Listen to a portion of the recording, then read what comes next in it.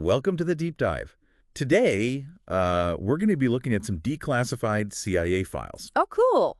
And what they were doing back in the day might make you look at your morning coffee a little differently. We're talking about mind control. Mind control. CIA research into mind control. Yeah, it's like something out of a spy thriller, but this is real CIA history. That's exactly. And it's all based on thousands of pages of declassified documents. That's right. We're going to be using John Mark's book, The Search for the Manchurian Candidate, as our guide. Okay. He managed to get 16,000 pages of declassified CIA files through the Freedom of Information Act. Wow. So buckle up, because we're about to uncover the origins of the CIA's quest to control minds, Right. the methods they explored, and how far they were willing to go in the name of national security. All of this taking place during the Cold War? Oh, yeah. I mean, imagine the pressure cooker of the Cold War. Right. Fear of communism, suspicion everywhere. The CIA was convinced that they were in a race against the Soviets, who they believed were way ahead in mind control research. Really. So where does this all begin?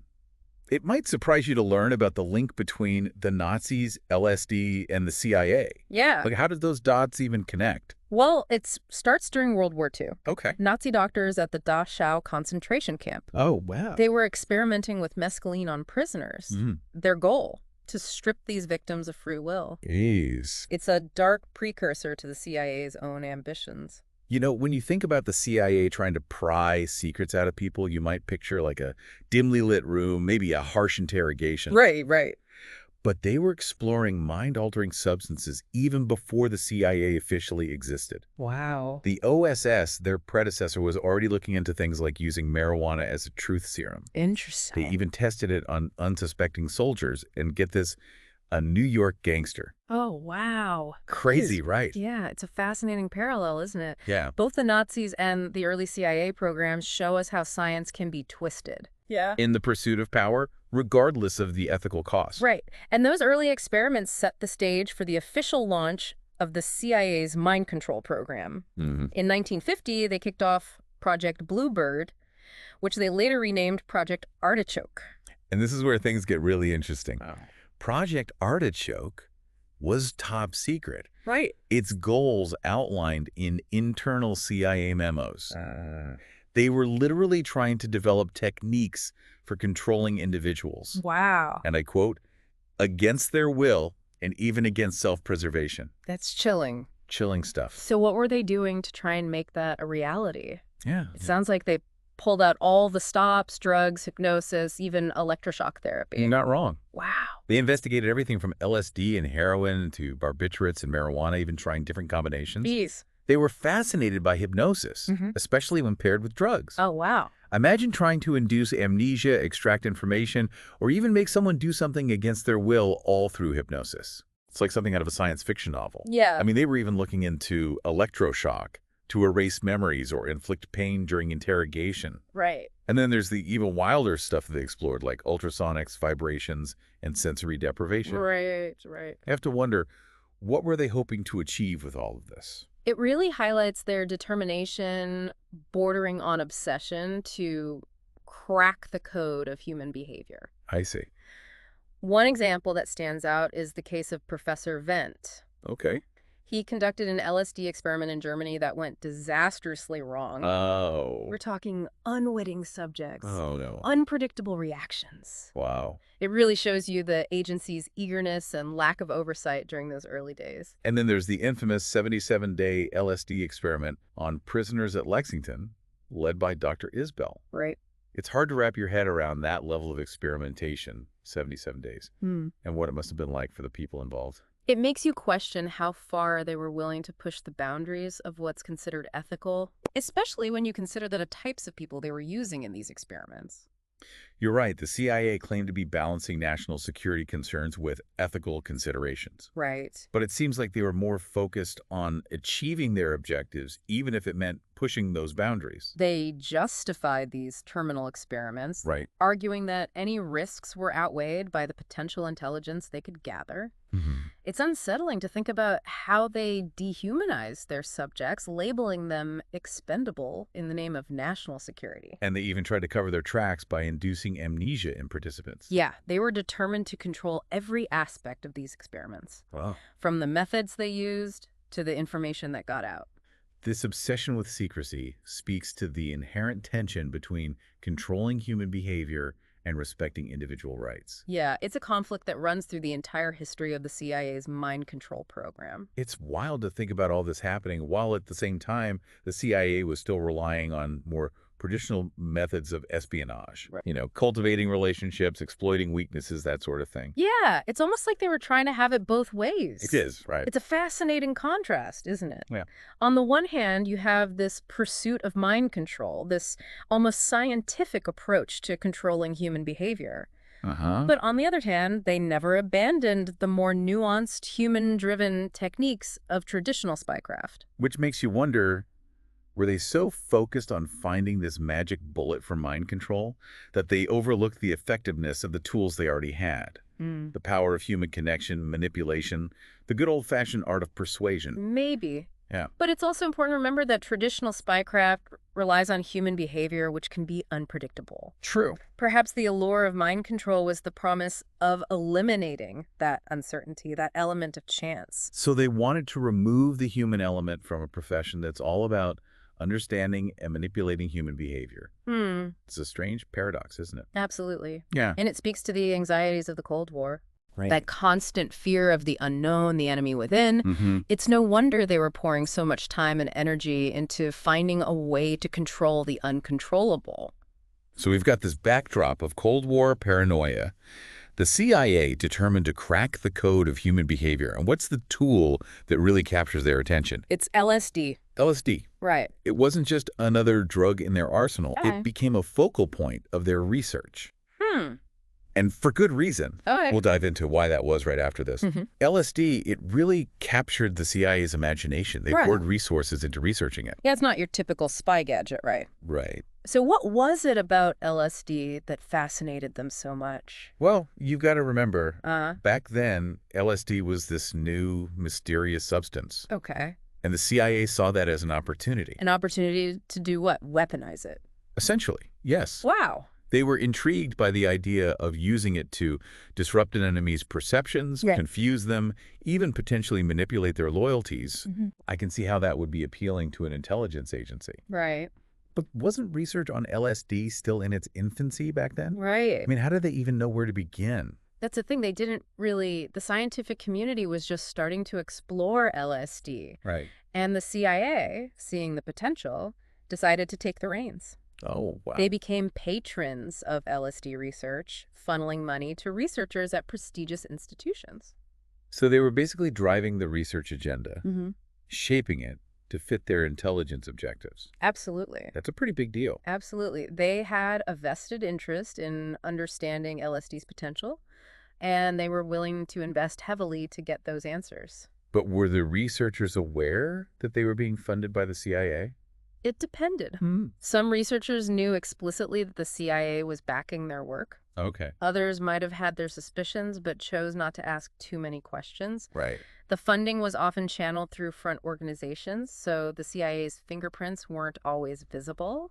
Yeah. They wouldn't want to risk a public backlash if word got out about their interest in mind control, Right. especially with a drug like LSD. Exactly. And of course, they wouldn't want the Soviets to get wind of their research either. Right. It was all very hush-hush. Exactly. The Cold War was this constant game of cat and mouse. And the CIA was convinced that the Soviets were also looking into LSD. Oh, really? They were determined to stay one step ahead. So who are some of the key players in this CIA-funded LSD research? Any names we might recognize?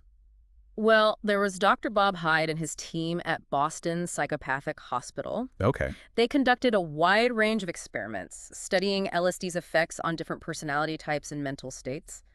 They were initially interested in seeing if LSD could induce psychosis, Right. but they quickly realized that its effects were far more complex. So it wasn't just a simple case of give someone LSD and they go crazy. Right. It wasn't a one-size-fits-all kind of drug. Right. How people reacted to LSD depended on a lot of individual factors. Yeah. But the CIA was still very interested in what Hyde's team was uncovering. Okay. He even became a CIA consultant, Wow. advising them on the practical uses of LSD in espionage. That's interesting. So he went from studying LSD in a clinical setting to helping the CIA figure out how to use it in the field. Yeah, talk about a career shift. Wow, that's wild. It really highlights the close relationship between the CIA and the scientific community at the time. Yeah.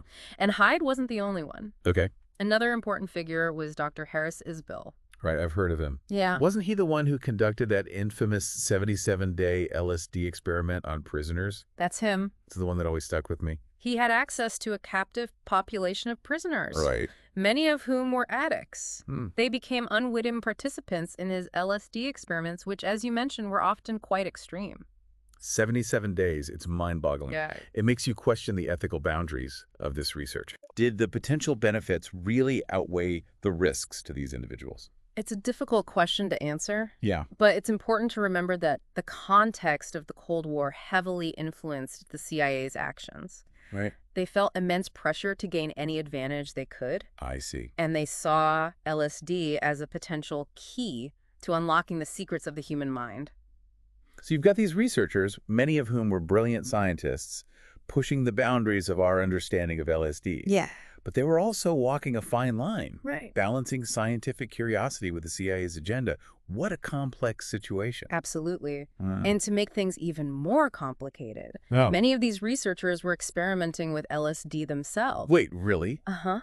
The scientists were taking LSD? Yes. Why would they do that? They believed that firsthand experience with the drug was essential to truly understanding its effects. Hmm. They saw it as a way to gain insights into the nature of consciousness and mental illness. So it was like a method-acting approach to scientific research. Yeah, you could say that. Like get inside the mind of the subject, so to speak. But of course, all of this was happening under a veil of secrecy. Right. While they published some of their findings in scientific journals, the more sensitive information, the stuff about how LSD could be used operationally, was kept tightly under wraps. So we only have a glimpse of what was really going on. Exactly. Like we're seeing just the tip of the iceberg. There's a whole shadow history of LSD research that we may never fully understand. Wow. But even those glimpses we do have are pretty disturbing, Well. and they raise serious questions about the lengths the CIA was willing to go to in their pursuit of control. It's a reminder that scientific knowledge is a powerful tool, Yeah, and it can be used for good or for ill. right. And in the case of the CIA's mind control research, those lines seem to have gotten pretty blurred. It's true. The quest for control, for certainty, can lead us down some dangerous paths. Right. And the CIA's obsession with mind control is a prime example of that. But it's also important to remember that amidst all this, Uh-huh. they were still relying on traditional spycraft. Oh, yeah. We were talking about that earlier. Right. It's almost like they were hedging their bets, Yes. chasing the high-tech solution while still relying on the age-old art of espionage. Precisely. Wow. So next, we'll explore that tension between mind control and traditional spycraft, Okay. and what it tells us about the CIA's mindset during this time. It's fascinating to think that while the CIA was chasing all this like cutting-edge technology for mind control, Right. they were also still like really into the classic methods of espionage. Yeah, it's a fascinating paradox, isn't it? It is. You have this almost futuristic quest for mind control running parallel to the more grounded, human-driven world of traditional spycraft. Right.